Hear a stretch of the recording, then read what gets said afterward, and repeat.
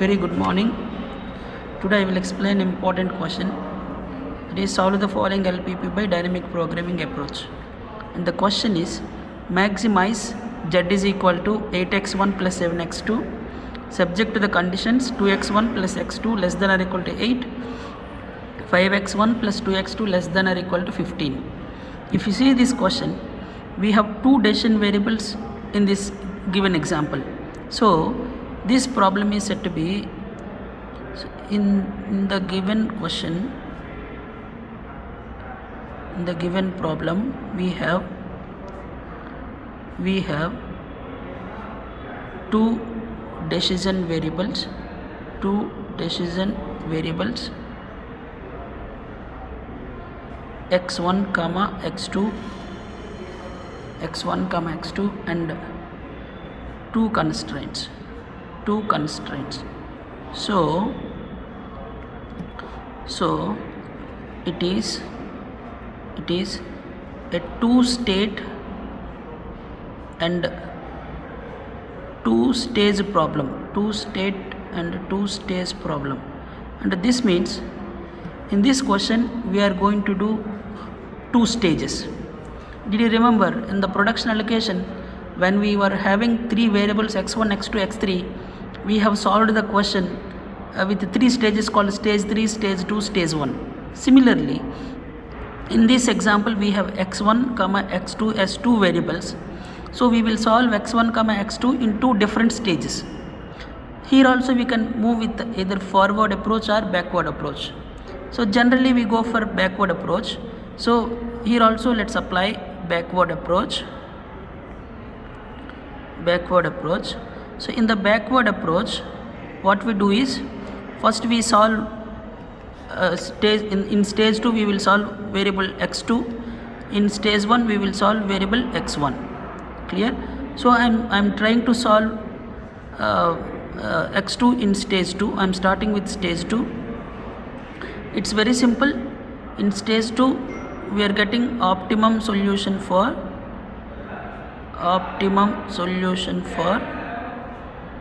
the variable x2.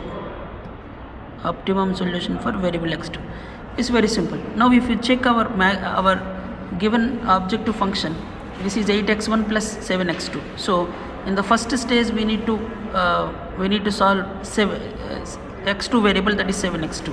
So this can be written as f2 of stage 2 na, so we call it as f2 of b1 comma b2 are nothing but constants, b1 comma b2, which is implies maximize the variable, that is 7x2, and it having this x2 variable will be having a limits of 0 is less than or equal to 0 is less than or equal to x2 is less than or equal to, we call it as b, and this means x2 having limits from 0 to b. So here we should know the limits for x2. Now that can be known as limits of x2.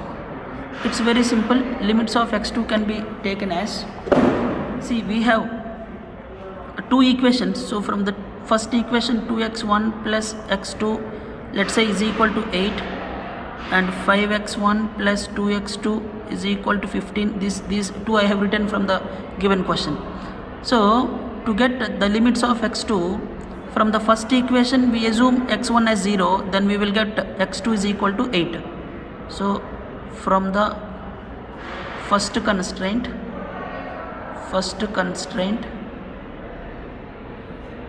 we can say x2 is equal to 8. Similarly, from the second constraint, assume x1 as 0, then we will get 2x2 is equal to 15.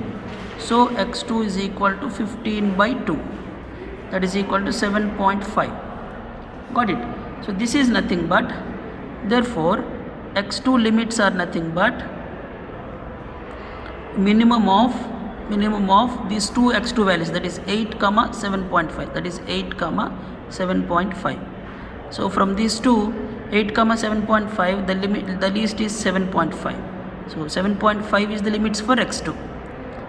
Got it? So therefore we can write f2 of b1 comma b2 is equal to maximum of 0 is less than or equal to x is less than or equal to, now what is the 0 is the lower limit. Got it? Upper limit is b, that is nothing but 7.5 into, but we need to do maximization of 7x2 na, కాబట్టి that can be written as 7 into, here we need to write, see we are doing for maximization na, so we will get opposite, that means minimum of x2 terms antar, we call it as x2 terms. Got it? Now this is nothing but maximum of 0 is less than or equal to x is less than or equal to 7.5, 7 into minimum of, now x2 terms in the sense from the given equations, we need to convert given equations into x2 terms. That means let's say the first equation is 2x1 plus x2 is equal to 8. So from this we can write x2 is equal to, shift this 2x1 to the right side, this becomes 8 minus 2x1. So that means here we need to take 8 minus 2x1, comma, if you see the second constraint, that is 5x1 plus 2x2 is equal to 15. Here also we can say that 2x2 is equal to 15 minus 5x1. So obviously your x2 will becomes 15 minus 5x1 by 2. That means 15 minus 5x1 by 2. Got it? So all this is step 1. So therefore we can say that optimum allocation x2 star is equal to 7 into minimum of 8 minus 2x1 comma 15 minus 5x1 by 2. So this is equation 1. So there ends stage 2. Now it's very simple. First what we need to do is we have to in the second stage we have to do optimization for the variable x2, and here we need to take like this f2 of and second function of b1 comma b2 are constants, maximum of 7x2. So first what we need to do is we have to take x2 limits. So from the first equation I got, if I assume x1 is 0, from the first equation I got x2 is equal to 8, from the second equation I got x2 is equal to 7.5. 8 comma 7.5 minimum is nothing but my x2 upper limit. Therefore I can written as maximum of 0 is less than or equal to x is less than or equal to 7.5 into 7 into minimum of x2 terms. Given equation ni let's convert into x2 terms, so we will get like this. So there ends stage 2. Now we are moving for stage 1. There in stage 1 we are going to maximize this 8x1. But remember, same as production allocation problem, while doing maximization of 8x1, so for this we need to add the previous solution called this one. Let's see how can I do maximization for remaining one. Now I am moving for stage 2. This is called stage 2. So here we are doing maximization of the remaining term, what we call 8x1, which is given in the objective function. So this can be written as maximum of, here also we will have limits 0 is less than or equal to x1 is less than or equal to b into 8x1 plus the previous solution, that is x2 star. That means this one. That implies maximum of 0 is less than or equal to x1 is less than or equal to b that is 8x1 plus x2 star is nothing but this solution, that is 7 into minimum of 8 minus 2x1 comma 15 minus 5x1 by 2. Okay, now what we need to do is, now again we need to take limits for x1. So limits for, I'm taking limits for x1. Okay, now it's very simple. Now take the first equation, that is the first constraint, that is 2x1 plus x2 is equal to 8.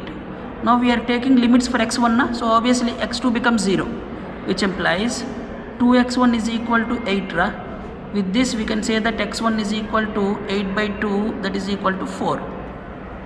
Similarly, if we see the second equation, that is 5x1 plus 2x2 is equal to 15.